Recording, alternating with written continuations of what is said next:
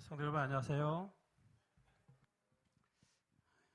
어제는 모처럼 또 비도 내리고 날씨도 갑자기 어두워지고 조금 추워진 것도 있죠. 그래서 또 감기 걸리시는 분도 계시더라고요.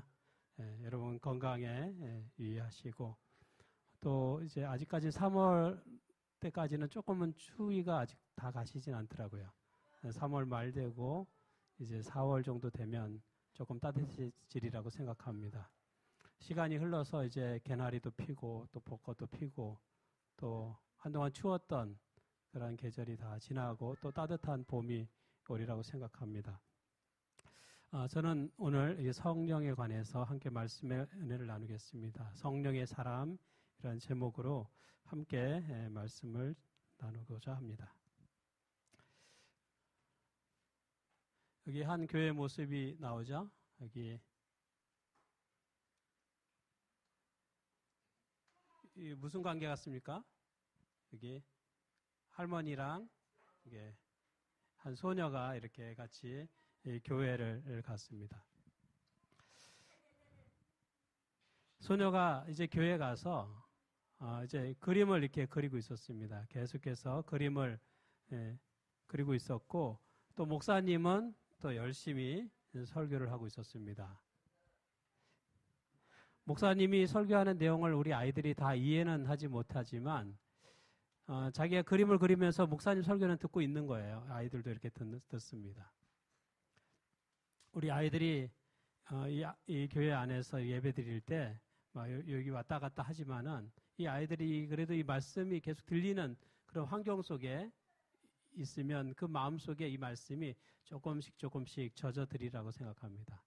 여기 할머니랑 소녀가 교회에 가서 예배를 드리는데 목사님이 설교를 하세요. 아이는 물론 목사님 말씀 다 이해하지는 못하죠. 그래서 뭐 그림을 그리다가 귀로 들으면서 할머니에게 이렇게 묻습니다.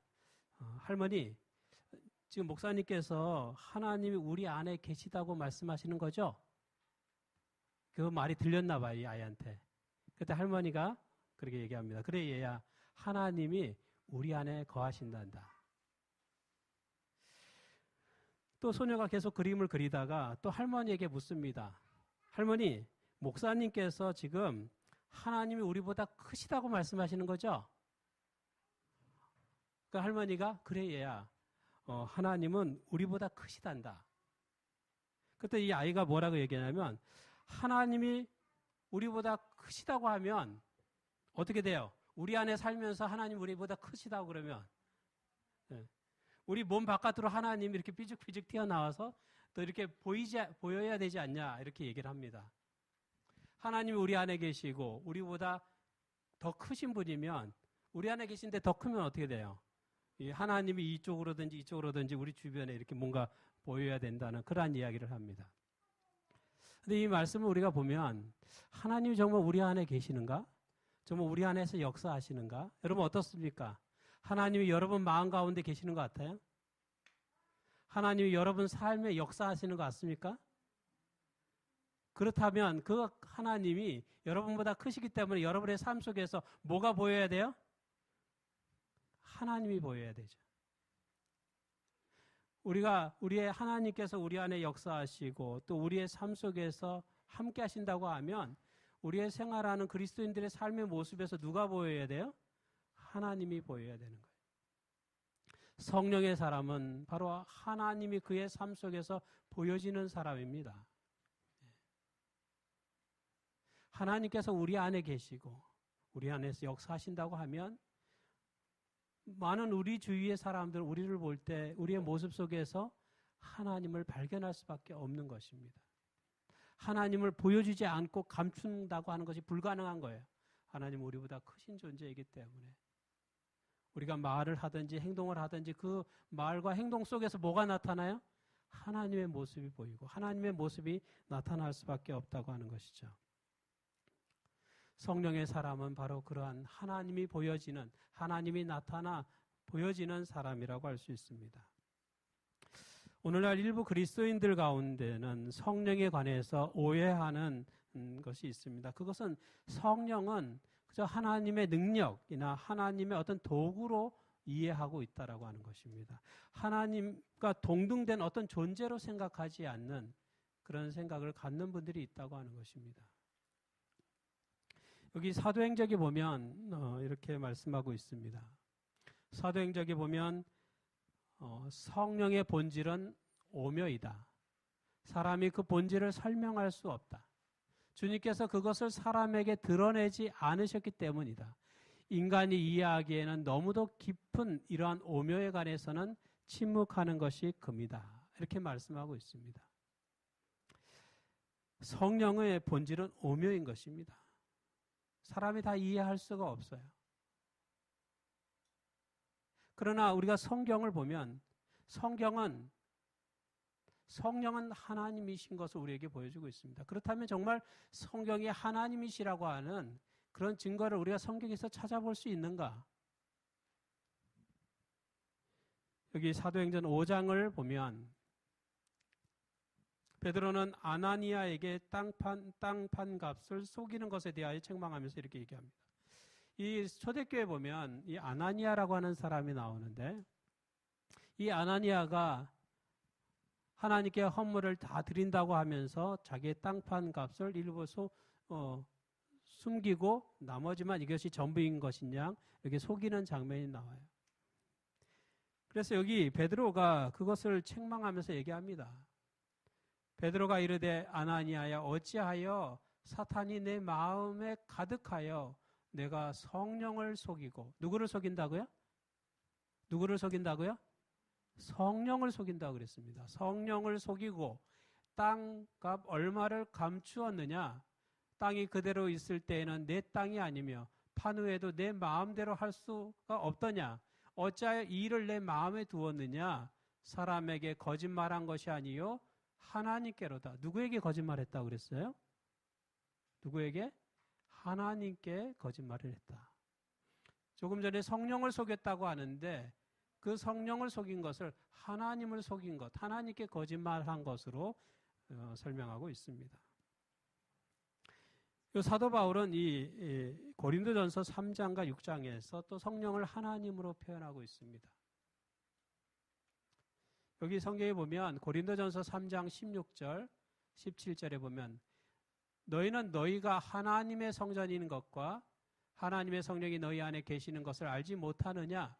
누구든지 하나님의 성전을 더럽히면 하나님이 그 사람을 멸하시리라. 하나님의 성전은 거룩하니 너희도 그러하니라. 여기 성경에 보면 우리는 뭐와 같다고 그랬어요? 우리는 하나님의 성전과 같다. 여러분 한 분 한 분이 하나님의 성전처럼 거룩하다고 하는 것입니다. 여기 너희는 뭐하다고요? 너희는 거룩하다고 했습니다. 우리는 그냥 어떻게 보면 평범한 사람처럼 보이는데 하나님은 우리를 보실 때 우리를 아주 소중하고 귀한 존재로 본다고. 하나님이 우리를 보실 때는 아주 우리를 거룩한 존재로 보신다. 하나님은 우리를 하나님의 성전으로 보신다. 너희는 하나님의 성전이니까 너희를 함부로 다루지 말고 너희를 소중하게 여기라. 너희 자신을 소중하게 여기라는 거예요. 우리 자신을 소중하게 여기라는 거예요. 이 동일한 이 고린도전서의 6장 19절에는 이 말씀을 다시 반복하면서 이렇게 얘기합니다. 너희 몸은 너희가 하나님께로부터 받은 바 너희 가운데 계신 성령의 전인 줄을 알지 못하느냐? 너희는 너희 자신의 것이 아니라. 여기 동일한 말씀이 여기에서는 하나님의 성전이라고 얘기하고 또 고린도전서 같은 6장에는 성령의 전이라고 얘기합니다. 이 같은 편지서에서 사도 바울은 성령을 하나님으로 설명하고 있습니다. 우리의 몸이 우리의 자신의 것이 아니라 하나님의 것, 성령의 전이라고 말씀하고 계시는 것입니다. 성령은 하나님께만 속한 그러한 속성을 가지고 있습니다. 성령은 편재하시다라고 얘기합니다. 편재라고 하는 말을 씁니다. 그래서 성령은 어디에나 계시기 때문에 시편 기자는 내가 주의 영을 떠나 어디로 가며 주의 앞에서 어디로 피하리이까? 성령은 어디 곳에나 계시는. 그래서 성령께서는 우리가 어디에 있든지 우리가 있는 위치를 정확히 아세요. 우리가 회사에 있든지 우리가 직장에 있든 우리가 학교에 있든지 또는 집에 있든지 때로는 신앙 때문에 감옥에 갔을 때는 감옥에 있든지 어느 곳에 있든지 그곳에서 성령께서 우리와 함께 하신다는 것입니다. 우리가 병상에 있을 때도 성령께서 함께 하시고 우리가 기뻐할 때도 함께 계시고 우리가 슬픔 가운데 절망 가운데 있을 때도 성령께서 우리와 함께 하신다라고 말씀하십니다. 혼자가 아니라는 것이죠. 하나님이 우리 곁에 우리와 함께 우리를 위로자로서 우리와 함께 하신다고 말씀합니다. 또한 성령께서는 전지하십니다. 고린도전서 2장 10절에는 성령은 모든 것 곧 하나님의 깊은 것까지도 통달하시는 분이라고 해요. 사람이 하나님의 깊은 것을 통달할 수 없습니다. 사람이 하나님의 깊은 것을 통달하지 못할 뿐만 아니라 바로 옆에 있는 사람의 마음속도 이해할 수 없어요, 사람은. 그러나 성령은 하나님이시기 때문에 전지하시기 때문에 하나님의 깊은 것까지도 통달하시는 분이시고 전능하신 분이라고 하는 것입니다. 특별히 신약 성경에서 성령은 교회와 그리스도인 생활에서 너무나 중요한 그러한 역할을 하고 계십니다. 우리가 성령을 구해야 하는 것은 우리는 그 어느 때보다도 강력하게 성령의 활동이 필요한 시대에 우리가 살고 있기 때문인 것입니다. 성령은 특별히 하나님이면서도 인격을 가진 존재와 같은 그러한 속성을 가지고 계시다라고 하는 것입니다. 성령은 마치 의지와 마음을 가지고 계시고 또 우리를 위하여 탄원하신다라고 말씀합니다. 여기 로마서 8장 26절에 우리가 같이 한번 읽어보겠습니다. 시작. 이와 같이 성령도 우리의 연약함을 도우시나니 우리는 마땅히 기도할 바를 알지 못하나 오직 성령이 말할 수 없는 탄식으로 우리를 위하여 친히 간구하시느니라. 성령께서 말할 수 없는 탄식으로 우리를 위하여 간구하신다는 거예요. 요즘에 마치 억울한 일들이 있으면 요즘 사람들이 어디에다 청원합니까? 너무 억울한 일이 있으면 요즘에는 청와대에 거기에 국민청원을 올려요. 이렇게 게시를. 그래서 사람들이 거기에 호응하면은 조회수가 막 급증하죠. 어느 정도 수준이 되면 이제 청와대가 답변을 줘야 되는 그러한 일들을 최근에 그렇게 하고 있습니다.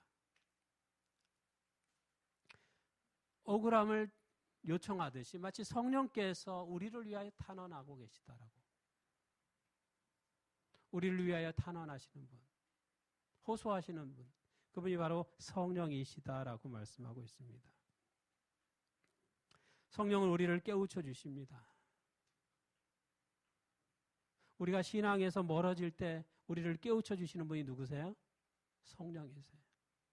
내가 오늘 안식일에 교회를 가야 되는데 교회를 가지 않고 다른 곳을 가고 있다라고 하면 성령께서 우리의 마음을 어떻게 합니까? 불편하게 하세요. 성령이 우리와 함께 하지 않는다고 하면 전혀 불편하지 않죠. 예전엔 전혀 안 불편했거든요. 술을 드시는 분들도 신앙생활을 이렇게 하면은 이제 술 마시는 게 불편해요. 전에는 도둑질 하던 사람이 예수님을 믿으면 이젠 도둑질 하는 게 뭐예요? 불편해요. 자꾸 마음이 아파요. 전에는 마음이 하나도 안 아팠는데 이제는 예수님을 믿은다 하면은 그렇게 다 불편한 거예요. 하나님의 말씀에 맞지 않는 행동들을 할 때마다 불편한 것입니다. 왜요? 성령께서 함께 하시기 때문에.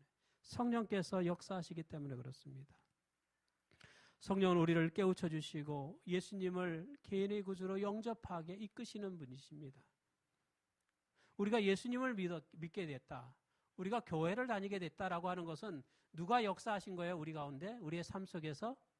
성령께서 역사하셨다는 거예요. 내가 지금 신앙생활을 하고 있다라고 하는 것은 누가 역사하신 증거예요? 성령께서 역사하신 증거라고 하는 것입니다. 그래서 고린도전서 12장 3절에는 성령으로 아니하고는 누구든지 예수를 주시라 할 수 없느니라. 성령이 아니면 누구도 예수님을 개인의 구주로 영접할 수 없다고 하는 것입니다. 성령이 아니면 내가 지금 신앙생활을 할 수 없다는 것입니다. 내가 지금 예수님을 믿게 되고 신앙생활을 할 수 있었던 것은 성령께서 내 마음 가운데 역사하시고 함께 하셨다고 하는 분명한 증거라고 하는 것입니다. 나는 모르죠. 나는 그냥 교회에 왔다. 어떤 분은 자기 발로 교회를 찾아왔다고 하는 분들도 많습니다. 내가 교회를 찾아왔다는 거예요. 내가 내 발로 교회를 왔다는 거예요. 그런데 보이진 않지만 그 마음 가운데, 그 생각 가운데 역사하신 분이 계신다고 하는 것입니다. 누가요? 성령께서 역사하신 거예요. 성령께서 함께 하시는 것입니다. 여러분, 사람들이요, 왜 삼위일체를 부정할까? 왜 성령을 하나님으로 인정하지 않을까? 그 이유가 무엇일까요? 성령을 단순히 하나님이 부리는 능력 정도로 생각하게 되는 이유가 무엇일까? 왜 그럴 것 같습니까? 삼위일체에 대한 논란과 때는 부정이 교회사 역사적으로 이미 수천 년 전, 수백 년 전부터 이르러 왔습니다. 우리 재림교회 초기에도 그렇게 주장하는 사람들이 있었고 최근에도 그런 주장을 하는 분들이 계속해서 나타납니다. 왜 그럴까?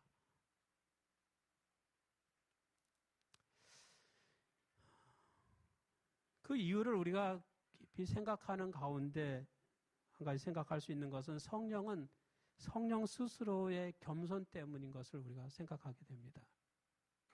성령은 굉장히 겸손하시네. 신적인 겸손으로 성령은 일하십니다. 자신을 잘 드러내지 않으십니다. 자신을 잘 나타내지 않으세요. 성경에 보면 예수님도 근본 하나님의 본체시나 하나님과 동등됨을 취하지 않으셨다고 말씀합니다. 오히려 자기를 비워 종의 형체를 가지사 사람과 같이 되셨다고 말씀합니다. 예수님은 하나님의 본체시고 하나님과 동등되는 분인데 자기를 비워서 종의 형체를 가지셔서 사람과 같이 되었다라고 성경 빌립보서에 이야기하고 있어요. 그래서 사람들은 어떻게 생각합니까? 예수님을 하나님으로 생각하지 않아요. 그냥 사람, 특별히 유대인들은 예수님을 메시아로 인정하지 않습니다. 그저 과거에 팔레스타인에 태어났던 한 유대 청년으로 그 정도로 치부합니다. 왜요? 예수님은 하나님과 동등된 분이지만 자기를 비워서 종의 형체를 가지고 사람처럼 됐기 때문에 사람들은 그 사람으로 된 예수님만 보이는 것입니다. 그래서 예수님을 하나님으로 인정하지 않아요. 여호와의 증인도 예수님을 하나님으로 인정하지 않잖아요. 왜요? 그들의 보기에는 예수님 그냥 사람일 뿐이에요. 자기를 비워서 자기를 낮추고 자기를 낮췄다고 해서 정말 예수님이 그냥 사람일 뿐인 것은 아닌 것입니다. 예수님은 100% 하나님이시고 100% 인간이었다라고 이야기합니다. 우리를 구원하기 위해서 성육신한 것은 하나의 신비라고 얘기합니다. 우리는 하늘에 가서 그 성육신의 신비를 우리는 배울 것이라고 얘기합니다. 이 땅에서 우리가 다 이해할 수 없는 거. 어떻게 하나님이 사람이 될 수 있는가? 마치 사람이 개미가 된 것과 똑같죠. 어떻게 사람이 개미가 될 수 있어요? 불가능한 것이잖아요. 이해할 수 없잖아요. 우리 인간의 이해로, 인간의 지성으로 이해할 수 없는 것입니다. 하나님의 사역은 인간의 지성으로 이해할 수가 없어요. 그래서 인간은 자기의 지성으로 이해할 수 있는 것까지만 이해합니다. 그러니 예수님은 사람으로밖에 보이지 않는 것이죠. 성령도 마찬가지인 거예요. 성령도 자신을 드러내지 않고 자기를 낮추시는 것입니다. 자기를 낮추셔서 겸손해서 보여지지 않고 나타나지 않고, 그러니까 사람은 성령을 단지 그냥 하나님이 부리는 힘 정도로만 이해하는 것입니다. 그것이 인간이 이해할 수 있는 지성의 한계인 것이죠.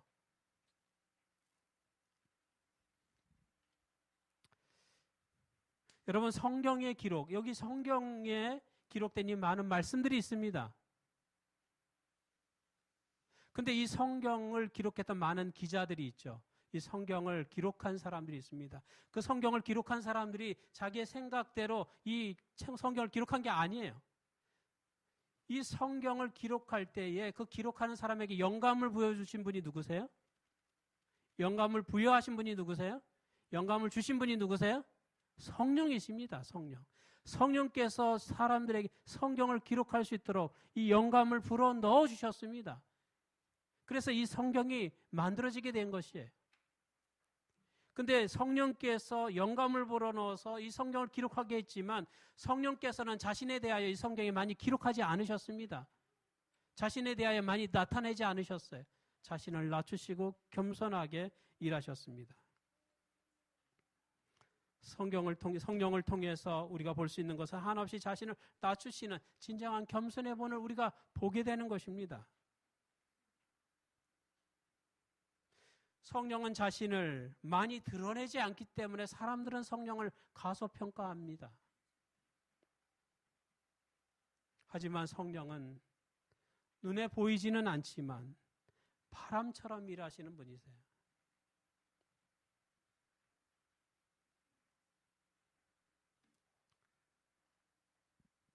우리 다음 화면 좀 넘겨주세요.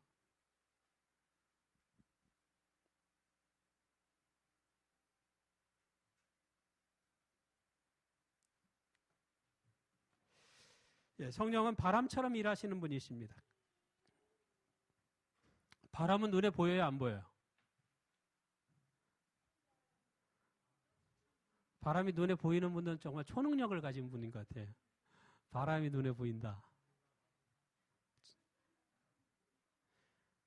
바람은 안 보이죠? 네. 저는 안 보이는데 여러분 보이세요? 바람은 보이지 않아요. 그러나 존재합니까? 존재하지 않습니까? 바람은 존재합니다. 여러분, 우리 이 서울 하늘을 그냥 뿌옇게 가득 메운 이 미세먼지, 요즘엔 참 미세먼지에 대한 뉴스도 많이 나오고 또 미세먼지에 대한 관심도 많고 그렇습니다. 제가 사실 얼마 전까지 먼지에 대해서 별로 그렇게 신경 쓰면서 살지 않았던 것 같은데 어느 때부턴가 이 먼지에 대해서 사람들이 많이 생각을 하게 되고 고민하게 되고, 그럼 먼지는 어느 곳에나 다 있는 거잖아요.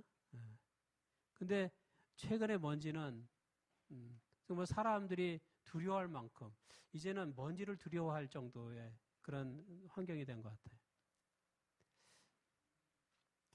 바람은 눈에 보이지 않죠. 그러나 존재합니까? 바람은 존재해요. 마치 성령은 바람처럼 일하시는 분이세요.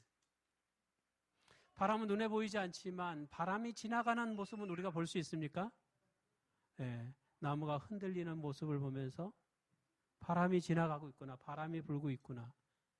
우리의 머리카락이 날리는 거, 우리의 피부에 다가오는 그 이 찬 기운을 느끼면서 아, 바람이 나한테 부는구나, 또는 바람이 저렇게 불고 있구나, 바람이 세구나, 그런 걸 우리는 느낄 수가 있습니다. 사람에게 역사하는 성령의 은혜도 이와 같습니다.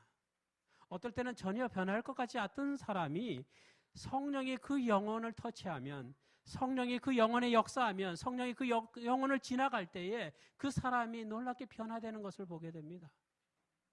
전혀 바뀌지 않을 것 같은 사람이 마음의 변화를 일으키는 거예요. 그 놀라운 일인 것이죠. 놀라운 변화인 것입니다. 제가 전에 저희 아버지 이야기를 제가 가끔 했는데, 저희 아버지가 정말 어떻게 봐도 교회를 나오지 않을 것 같은, 전혀 교회를 나올 수 있는 상경이 아닌 그런 분인데, 저희 아버님이 어느 날 교회를 다니게 되고 교회를 다니기 시작하면서 계속 나왔어요. 어떻게 이러한 변화가 생길까? 정말 놀라운 거예요. 우리 홍영기 우리 성도님, 우리 집사님 앞에 계시지만, 우리 예전에 우리 홍영기 집사님 아들이 저희 교회에 한번 나왔어요. 그 아들도 유도를 하고 이제 경찰 공무원 되려고 준비를 하고 있었는데 저한테 그러는 거예요. 목사님, 어떻게 우리 아버지가 교회를 나오게 됐어요? 놀랍다는 거예요. 이해할 수 없다는 거예요. 본인은 참 대단하시라는 거예요. 정말 대단하다고. 근데 우리 홍영기 집사님이 교회를 나오기 시작한 때부터 지금까지 빠지지 않고, 저 한식날 제초하러 갈 때 빼고는 빠지지 않고 100% 출석이에요. 100%. 저희 부모님도 그랬거든요. 나올 때부터는 계속. 왜냐하면 한번 한다고 하면 한다는 성질이거든요, 이분은. 안 할 때는 안 하지만 하면 한다고 생각하면 그냥 꾸준히 하는 성격이기 때문에. 근데 이런 변화가 우리가 사람이 생각해도 이해가 안 되는데 어떻게 이런 변화가 생겼으냐? 성령께서 놀랍게 역사하시는 것입니다. 성령이 바람처럼 우리에게 임하십니다. 때로는 이 바람이요, 아주 강력히 불 때는 태풍처럼 불을 때가 있어요. 태풍처럼 이 바람이 불 때는 이 마을을 완전히 뒤집어 놓는 것이죠. 성령이 이 한 영혼에게 또는 한 교회에 강력히 불어지면 그 한 영혼이 뒤집어지고 한 교회가 뒤집어지는 역사가 일어나게 되는 것입니다. 우리가 성령에 관하여 기도할 때 그저 그냥 약하게 부는 바람이 아니라 성령의 충만한 은혜를 구하는 것입니다. 성령이 우리 교회에 충만히 임하도록 우리가 기도하는 것이죠. 그래서 성령께서 우리의 마음 변하지 않을 것 같은 마음을 완전히 뒤집어 엎을 수 있도록, 우리 교회를 뒤집어 엎을 수 있도록 성령께서 그렇게 역사하시도록 우리가 기도하는 것입니다. 그런 성령의 은혜를 우리가 구하는 것입니다. 선지자와 왕에 보면 이러한 말씀이 있습니다.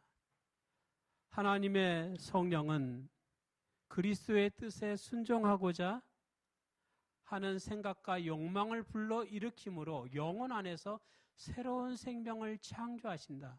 그리하여 속사람은 하나님의 형상으로 새롭게 된다. 성령께서는 그리스도의 뜻에 순종하고자 하는 생각과 욕망을 불어 일으킨다라고 말씀합니다. 성령께서 우리 마음 가운데 임하시면 우리가 하나님의 뜻에 순종하지 않고는 견딜 수 없는 그러한 마음, 그러한 모습, 그러한 욕망을 갖게 하신다라고 말씀하는 것이죠. 날마다 우리의 삶을 변화시키는 분이 누구세요? 성령이시라고 하는 것입니다. 날마다 우리를 순종의 삶으로 인도하시는 분이 누구세요? 성령이라고 하는 것입니다. 성령께서 우리의 생각과 삶을 주관하도록 그렇게 허락하고 성령께 우리의 삶을 맡기는 저와 여러분이 되기를 간절히 바랍니다.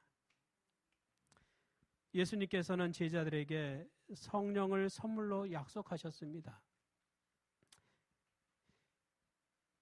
그러면서 왜 그들에게 성령이 필요한지 그 이유를 말씀하셨어요. 주님께서 성령을 보내시겠다고 말씀하시고 약속하시면서 왜 성령이 필요한지 그 이유를 이렇게 말씀하십니다. 여기 사도행전 1장 8절의 말씀 우리가 같이 읽어보겠습니다. 오직 시작. 오직 성령이 너희에게 임하시면 너희가 권능을 받고 예루살렘과 온 유대와 사마리아와 땅끝까지 이르러 내 증인이 되리라 하시니라. 여기 보면 오직 성령이 너희에게 임하시면 우리가 뭐가 된다는 거예요? 증인이 된다고요. 증인이 된다고 얘기했습니다. 권능을 받고 증인이 된다고 얘기했습니다. 주님은 성령을 통해서 우리가 증인이 된다고, 증언할 능력을 우리가 갖게 된다라고 말씀하시는 거죠. 증인이 된다고 하는 것은 개인적인 능력이 필요한 것이 아닙니다. 그 사람이 유능하냐, 지식이 많으냐, 잘 가르치냐, 전도를 잘하는 관계가 없습니다. 증인은 뭐예요? 그 목격한 사람이 증인이잖아요. 자신이 그냥 직접 보고 느낀 것을 말하면 되는 거예요. 그게 증인이에요. 증인에게 어떤 유식한 어떤 학벌이 필요한 것이 아닙니다. 그걸 보고 느낀 것, 그것을 말하면 되는 거예요. 전에 저희 그 둘째 아이 다운이가 이렇게 버스 타려고 가다가 승용차가 우리 다운이를 이렇게 쳤어요. 물론 심하게 친 건 아닌 것 같아요. 쳤어요. 그리고 아이가 쓰러졌죠. 그리고 운전자가 내려서 아이를 살핍니다.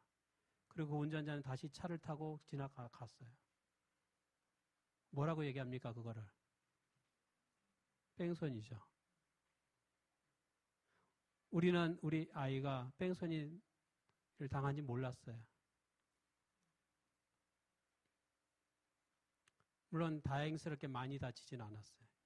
그러나 차에 쳤다라고 하는 사실 때문에 모르잖아요. 겉은 멀쩡해도 어디가 어떻게 다쳤는지. 또 우리가 어떻게 알았을까요, 그 사실을? 운전자는 그냥 도망갔는데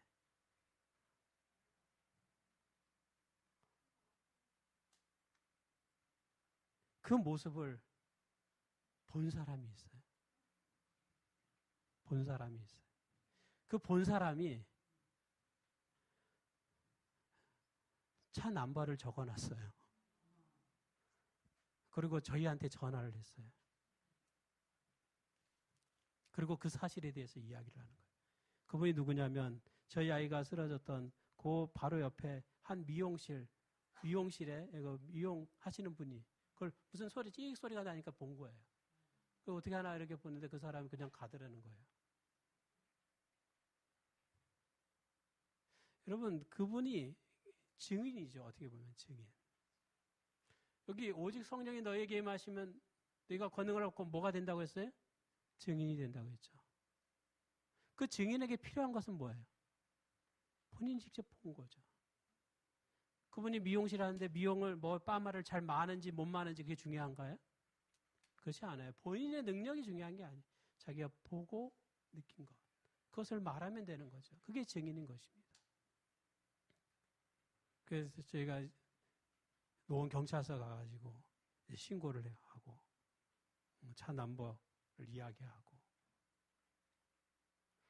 물론 그냥 원만하게 해결은 했습니다. 크게 많이 다치지 않았고 물론 아이 혹시 모르니까 병원에 데려가서 뭐 차 찍어보기도 하고 했는데 그렇게 다행히 큰 이상은 없어가지고 제가 원만하게 처리는 했어요. 증인이 된다고 하는 것은 개인의 어떤 능력이나 뭐 다른 어떤 재산이나 뭐가 필요한 것이 아닙니다. 내가 본 거죠. 본 거에 대하여 증언하는 것이죠.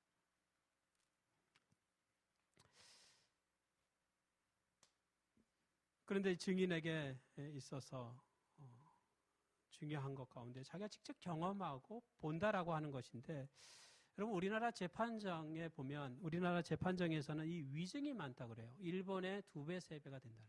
위증률이 200%, 300%예요. 그러니까 재판정에서 사람들이 뭘 많이 한다는 거예요?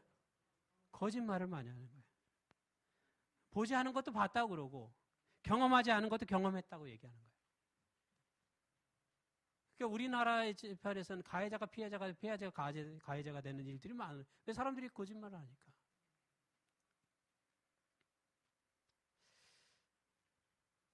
그리스도의 증인들은 역사를 통해서 많은 순교를 경험했습니다.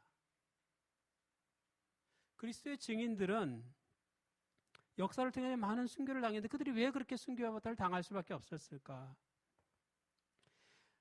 왜냐하면 그들이 예수님에 관하여 보고 들은 것을 아니오라고 말할 수 없었던 것입니다.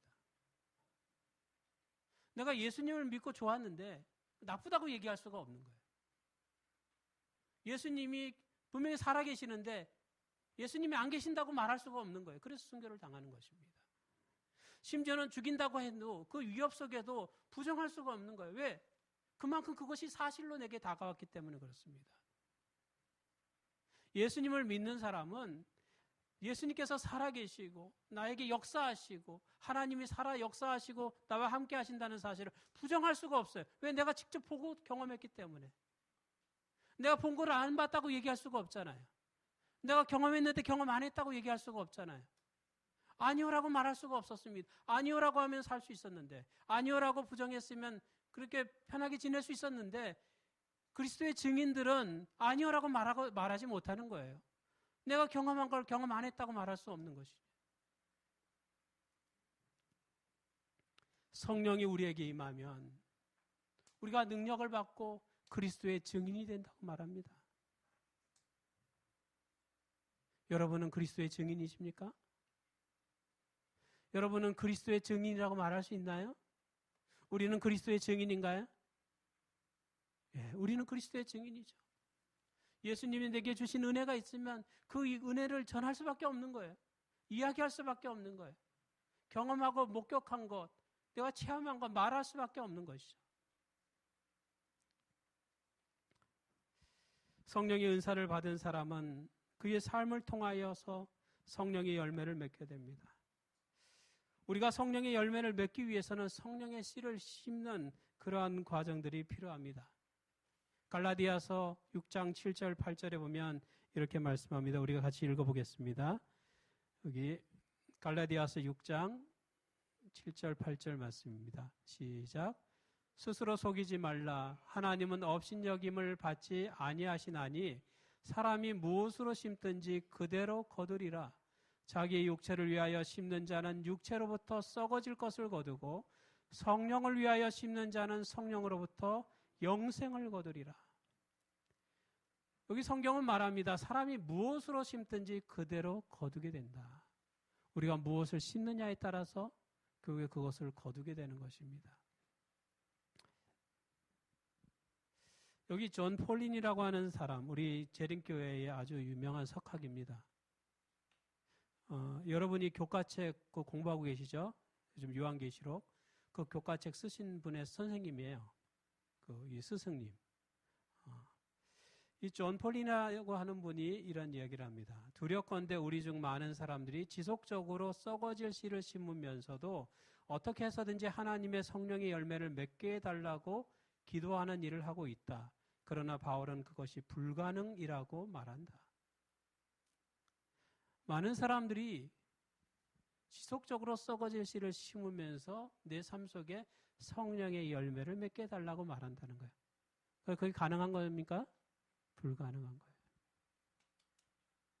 우리가 성령의 열매를 맺기를 원한다고 하면 우리가 심는 씨앗들이, 우리의 삶 속에서 심겨지는 씨앗들이 성령의 씨가 되어야 되는 거예요. 그것이 발화가 되어서 그것이 성령의 열매로 우리 가운데 역사하게 되는 것입니다. 여러분, 우리가 한 번 구원받으면 영원히 구원받는 것일까요? 한 번 구원받으면 영원히 구원받나요? 성경은 매일 자아가 죽어야 한다라고 말씀합니다. 우리가 죄에 대하여 매일 죽어야 한다라고 말한다고 하면 우리는 새로운 생명으로 사실은 매일 뭐예요? 부활하는 경험을 해야 된다고 하는 뜻이기도 합니다. 여기 모리스 벤덴이라고 하는 우리 목사님은 이런 표현을 썼습니다. 나는 과거의 구원을 받았다. 나는 현재 구원을 받고 있다. 그리고 나는 미래의 구원을 받을 것이다. 우리는 과거에 구원받았고 현재 구원을 받고 있고 미래의 구원을 받을 것을 우리는 약속받고 있습니다. 예수님께서 2000년 전에 이미 우리를 십자가에서 우리를 구원하셨습니다. 우리는 구원을 받은 것입니다. 또한 우리는 하나님의 은혜로 믿음 안에서 반응하면서 날마다 구원을 경험합니다. 그리고 우리는 앞으로 예수님께서 구름을 타고 재림하실 때 구원을 받을 것입니다. 그는 완전한 구원 되겠죠. 우리가 구원받는 것도 어찌 보면 성령을 받는 것과 같다라고 말할 수 있습니다. 우리는 살면서 딱 한 번 성령을 영접하지 않습니다.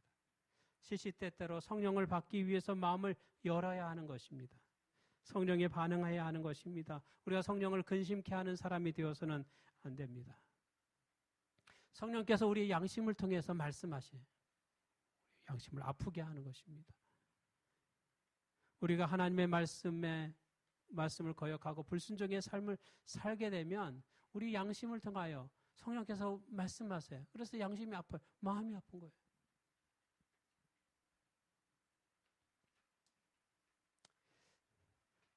목사이자 선교사인 이 프랭크 필립스라고 하는 목사님이 장막봉에서 한 그 아이를 둔 어떤 젊은 여성이 찾아와서 상담을 하게 되었습니다. 이 아이를 둔 이 젊은 여성은 이 결혼 생활의 위기를 맞이하고 있었습니다. 이 남편은 불신자였습니다. 또 무책임했어요. 남편이 불신자인 게 가정의 위기를 가져온 것이기보다는 그 남편이 무책임했어요. 그는 술을 너무 많이 마셨습니다. 또 가족을 전혀 돌보지 않았습니다. 그녀에게는 어린 딸이 있고 이제 5개월 된 아들이 있었어요. 그런데 남편은 전혀 가족들에 대하여 별로 신경 쓰지 않는 것입니다. 가족을 돌보지 않나요? 무책임해요. 목사님은 그녀에게 이렇게 말합니다. 이 결혼 생활을 회복하기 위해서 무슨 일이든지 할 각오가 돼 있습니까? 그때 그녀는 그럴 각오가 돼 있다라고 얘기해요. 그녀는 우리 가정이 이 위기를 맞이하고 있지만 이 가정이 회복됐으면 좋겠다. 그래서 목사님하고 상담하러 왔다라고 얘기하는 거예요. 그리고 무슨 일이든지 그렇게 할 각오가 돼 있다라고 이야기합니다. 우리 가정을 회복하기 위해서 내가 어떤 일이라도 해야지. 그때 목사님께서는 이 말씀이 적힌 카드를 하나 이렇게 주세요. 말씀이 기록된 이 카드를 하나 이렇게 주면서 이것을 읽고 이 말씀을 묵상하고 이 말씀을 가지고 기도하라고 이렇게 말합니다. 그러면 하나님께서 당신의 가정을 회복시켜 주실 것이다. 이렇게 말씀했어요. 그 카드에 적힌 그 내용은 산상보훈에 있는 말씀이었습니다. 산상보훈에 있는 말씀. 그 말씀을 보면 이런 내용이 적혀 있었습니다. 아버지 하나님께서 아버지 하나님의 임재가 그리스도를 두르고 있었다라고 말합니다. 예수님 주위를 누가 두르고 있었다고요? 아버지 하나님이 두르고 있었다. 그런 말씀입니다. 또한 하나님 아버지께서 세상의 축복을 위해 허락하신 것 외에는 어떤 일도 그리스도에게 일어나지 않는다라고 말하는 것이었습니다. 예수님께 어떤 일이 벌어졌다고 하면 그것은 아버지 하나님께서 허락하신 일이라고 하는 거예요. 아버지 하나님의 결재를 받아서 진행된 일이라고 하는 것이 그 말씀에 적혀 있는 것이었습니다. 그래서 그 말씀을 보면 예수님을 아버지 하나님이 두르고 있는 것처럼 예수님이 우리의 삶을 두르고 있다라고 하는 거예요. 우리 성도 한 사람 한 사람의 삶을 예수님이 두르고 있다는 거예요. 보호하고 있다는 것이죠. 그리고 우리 가운데 일어나는 많은 일들은 하나님을 통하여서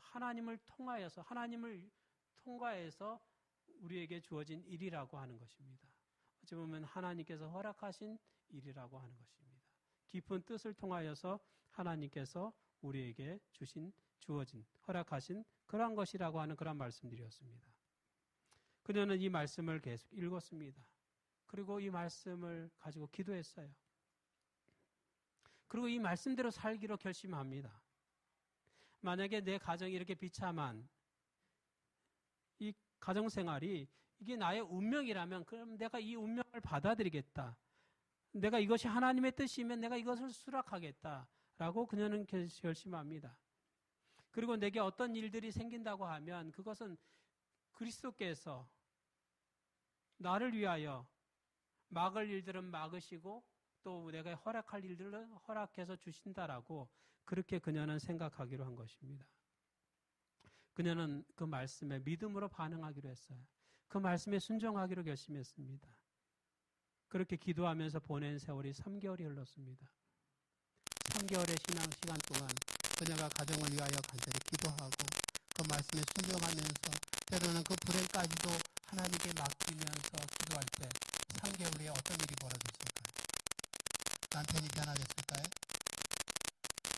가정의 위기가 해결됐을까요? 아니요. 남편은 전혀 변하지 않았어요. 오히려 더 나빠진 것 같아요. 기도하기 전보다 더 나빠진 것 같아요. 기도하기 전보다 기도했더니 이 남편이 더 좋아져야 되는데 더 나빠지는 것 같았어요. 그녀는 매일매일 자주 긴 시간 동안 더 기도했습니다.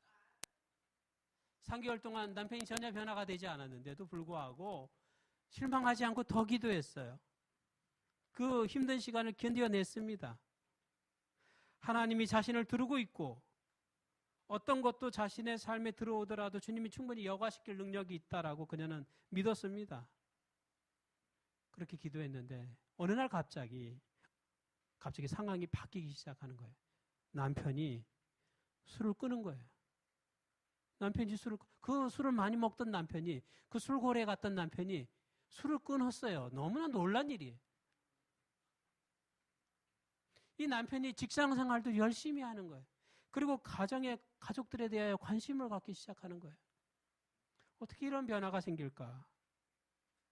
전에는 손 하나 까딱하지 않던 이 남편이 이제는 아내 곁에 와서 설거지도 하고 가정 청소도 하고 이렇게 집안일을 돕기 시작하는 거예요.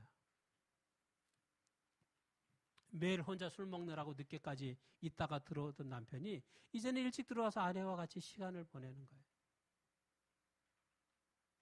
남편에게 일어난 이 변화, 이 놀라운 변화 도저히 상식적으로 이해할 수 없었습니다.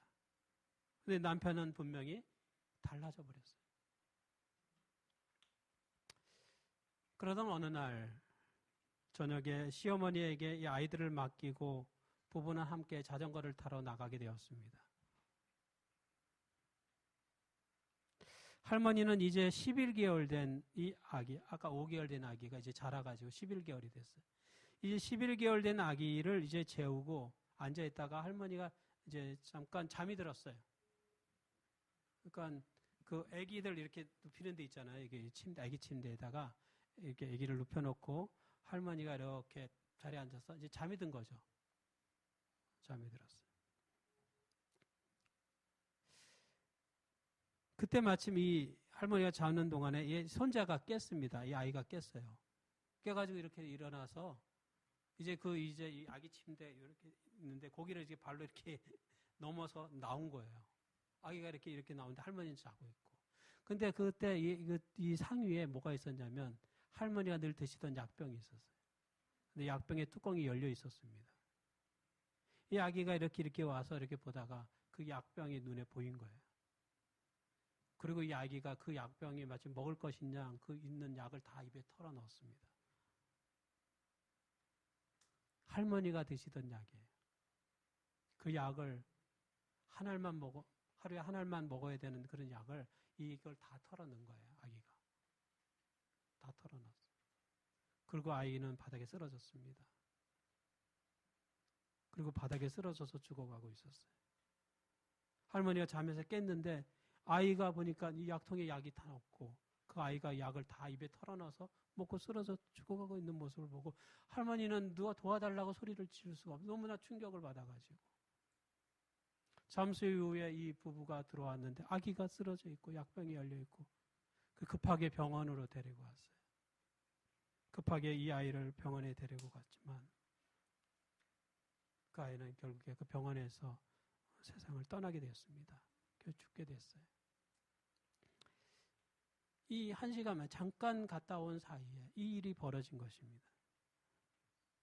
남편은 이 상황이 너무 이해할 수 없고 너무 절망이 돼서 받아들일 수가 없었어요. 그래서 그는 다시 어디론가 떠나버렸습니다. 그냥 떠나버렸어요. 그 시댁 식구들도 죽고 싶은 심정이에요. 이 아이 엄마는 홀로 이 절망 가운데서 하나님께 울부짖습니다. 하나님, 제가 어찌 이것이 당신에게서부터 왔다고 받아들일 수 있겠습니까? 내게 일어나는 일들이 하나님이 통해서 하나님의 결제를 받고 주어진 일이라고 한다고 하면 내가 이것을 어떻게 받아들일 수 있겠습니까? 그 시간에 하나님은 어디 계셨습니까? 그녀는 하나님이 자신의 인생을 주관하신다고 하는 그 확신을 잃어버리게 됐어요. 받아들일 수가 없게 됐어요. 그리고 3주가 지난 후에 그녀는 우울증에 빠지게 되었습니다. 여전히 그녀는 혼자예요. 남편도 어디론가 가버리고 혼자였습니다. 마음은 갈기갈기 찢어지는 것 같았어요. 교회에서는 그녀를 위로하기 위하여 방문했지만 그녀의 마음문이 열리지 않는 거예요. 그러던 어느 날 또 교회에서 찾아와서 이제 문을 열려고 현관으로 나가려고 하는데 갑자기 그녀의 마음속에 성령의 음성이 들리기 시작한 거예요. 성령께서 그의 마음을 감동시키시는 거예요. 그러면서 그녀의 마음속에 들려지는 음성이 너에게 일어나는 모든 일이 나의 손에서 나온 것이라고 믿기로 내게 약속하지 않았니? 라고 하는 그런 음성이 그녀의 마음속에 들리는 것입니다. 성령이 그녀의 마음을 감동시킬 때 그녀는 자신의 잘못을 깨닫고 눈물을 흘리게 되었습니다. 그래요, 주님. 제가 그렇게 약속했었죠. 용서해 주세요. 그러나 저는 이해할 수가 없어요. 이 상처가 너무나 큽니다. 하지만 우리 아들의 죽은 일도 하나님께 맡기겠습니다. 일이 벌어졌을 때 하나님께서 거기 계셨고 무한한 지혜로 이것도 허락하셨음을 믿기로 선택합니다. 그녀는 그렇게 고백합니다. 그녀는 그렇게 기도에 그렇게 긴 기도의 시간을 가지게 되었습니다. 참 힘든 시간이었지만 그녀는 성령의 음성을 하나님의 메시지로 받아들이고 그렇게 순종하기로 다시 결심하고 다시 그렇게 기도합니다. 그렇게 아이가 죽은 지 3주 후에 남편이 돌아왔습니다. 남편은 아내에게 가장 필요한 시간에 가족을 떠나게 되어 미안하다고 하는 그런 말을 합니다. 며칠이 지나고 시부모님이 그들을 찾아왔습니다. 이 시부모님들도 오래전에 재림교인이었어요. 재림교인이었지만 교회를 떠났었다고 고백합니다. 그의 남편인 아들도 잘 신앙적으로 키우지 못했다고 고백해요. 그런데 그 며느리를 보니까 정말 이 며느리는 하나님과 아주 가까이 있는 사람, 정말 하나님과 교통하는 사람인 것을 보게 된 것 같다는 거예요. 내가 과거에 신앙을 떠났지만 며느리를 보고 내가 신앙생활을 다시 해야겠다라고 하는 생각을 갖게 됐다는 거예요. 남편도 내가 아내에 대하여 다시 내가 가정으로 돌아가야겠다라는 생각을 갖게 되고 다시 믿음을 가져야겠다라고 하는 생각을 갖게 되었다라고 하는 것입니다. 고난과 어려움, 그 역경의 파도를 지나니 또 그의 남편도 그의 시부모님도 다시 믿음 안에 들어오게 되었습니다. 며느리를 통하여서 이 시부모님은 지금까지 살아온 사람 중에서 가장 예수님을 닮은 사람이라고 하는 것을 그들은 느끼게 되었고 깨닫게 되었다라고 말하고 있습니다. 예수님께서는 성령을 통하여 그녀 안에 거하셨습니다. 성령께서 우리 마음 가운데 거하시는 것입니다. 여러분, 우리에게 찾아오는 불행을 우리가 다 이해할 수가 없어요. 그러나 성령의 사람은 그 불행까지도 하나님께 맡기는 사람입니다. 우리가 성령의 역사를 경험하게 되기를 바랍니다. 성령의 바람이 우리의 삶 속에, 우리의 삶 속에, 우리의 신앙생활 속에 강력히 역사하게 되기를 바랍니다. 성령의 바람이 우리 일곱빛 농아인 교회에 불어서 우리 일곱빛 농아인 교회가 발칵 뒤집어지는 놀라운 역사가 임하게 되기를 바랍니다. 여러분, 성령이 임하도록 기도하는 저와 여러분이 되기를 바랍니다. 우리 삶 속에서 일어나는 많은 불행들을 우리가 이해할 수 없지만 우리의 삶을 하나님께 온전히 맡기게 되기를 바라고 하나님께서 우리의 삶을 이끄시기를 우리가 기도하게 되기를 바랍니다. 또한 우리 교회에 때때로 어려움과 환난들이 있습니다. 고비들이 있습니다. 우리가 그런 많은 파고들을 지금까지 이겨내고 견뎌왔습니다. 힘들고 어려울 때마다 이 여인이 붙잡았던 것처럼 그렇게 우리도 붙잡고 하나님을 붙잡고 기도하게 되기를 바랍니다. 성령의 사람으로 살아가는 저와 여러분 되기를 간절히 바라면서 오늘 말씀 마치겠습니다.